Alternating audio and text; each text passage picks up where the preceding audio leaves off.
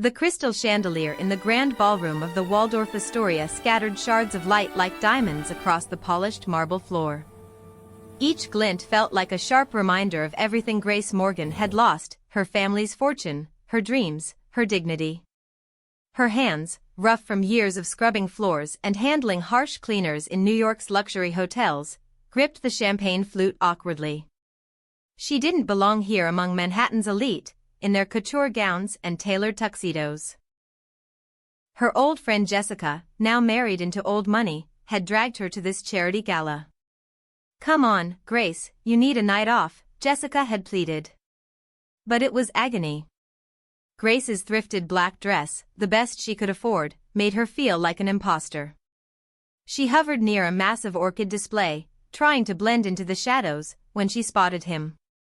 Logan Harrington, her ex. The man who'd whispered promises of a shared future.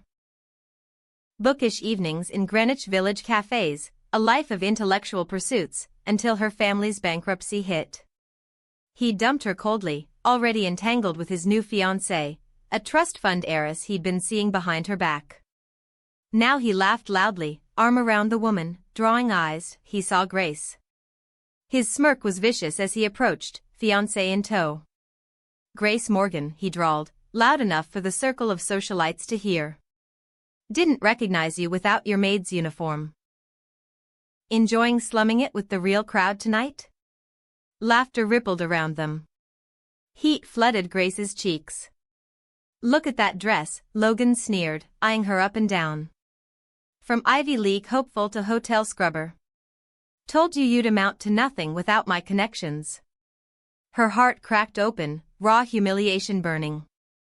She wanted to flee, but her feet were rooted. Tears pricked her eyes as she scanned for an exit and locked gazes with him. Across the room, lounging against a gilded column with effortless command, stood Alessandro Voss. Heir to the Voss family. The shadowy empire that controlled much of New York's underground, shipping, real estate, and whispers of far darker dealings. Jessica had pointed him out earlier in hushed tones. "That's Alessandro Voss, stay clear, he's dangerous, but God, he's gorgeous." He was all sharp angles and dark intensity, black hair, piercing blue-gray eyes, a face carved from marble. Power radiated from him like heat from asphalt in summer. He watched the scene with cool detachment. Logan pressed the knife deeper. "Still dreaming of a knight in shining armor, Grace?" Something ignited in her, a fierce, desperate fire. She spun away from Logan and strode straight toward Alessandro, heels clicking defiantly on the marble. The room seemed to hold its breath. She stopped before him, heart pounding. Without a word, she grasped his lapels, pulled him down, and kissed him, hard, reckless, pouring all her rage into it. For a heartbeat, he froze. Then his arms snaked around her waist, drawing her flush against him, returning the kiss with controlled dominance that sent sparks through her veins. Gasps echoed. She pulled back, breathless, turning to a stunned Logan. "He's no knight," she declared, voice steady and loud. "He's my fiancé." Silence crashed over the ballroom. Logan's face drained of color as recognition hit who Alessandro Voss truly was. Alessandro didn't let go. His arm tightened possessively. He glanced at Grace, then fixed Logan with a predatory smile. "Darling," he murmured to her, but his icy stare pinned Logan. "Aren't you going to introduce me to your acquaintance?" "He's nobody," Grace shot back, chin high, venom lacing her words. Alessandro nodded slowly, his gaze a silent threat to Logan. "Then let's get some air, amore." He guided her away, hand firm on her lower back. Whispers exploded behind them. Pitying glances turned to envy and awe. Overnight, Grace Morgan became untouchable, the woman claimed by Alessandro Voss. On the private terrace overlooking Central Park, city lights twinkling below, he released her slightly.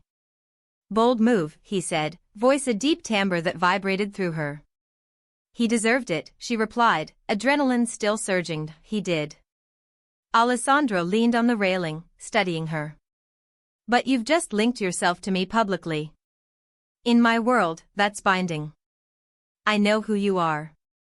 A faint amusement curved his lips. Do you? Then you know this charade could be useful, for both of us. Your ex's humiliation isn't enough, is it? You want him to regret it forever. She met his gaze. Yes.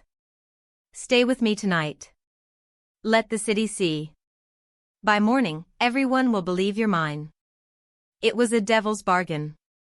Alessandra Voss was ruthless, a kingpin in a suit. But Logan's cruelty echoed in her mind, along with her grandfather's mounting hospital bills, the endless shifts cleaning penthouses for people like these. I'll stay. Morning light filtered through floor-to-ceiling windows in Alessandra's Tribeca penthouse, a fortress of glass and steel high above the Hudson. Grace woke in a king-sized bed draped in Italian linens, wearing his discarded shirt that carried his scent of cedar and spice. He'd been a gentleman, installing her in a guest suite. No demands. Just quiet power. She explored the minimalist space, no personal touches, all control. She found him in his office, overlooking the skyline, coffee in hand, suited impeccably. Good morning, he said, eyes appraising. Slept well? Yes. Thank you. He gestured to his tablet. Our engagement is trending on page 6.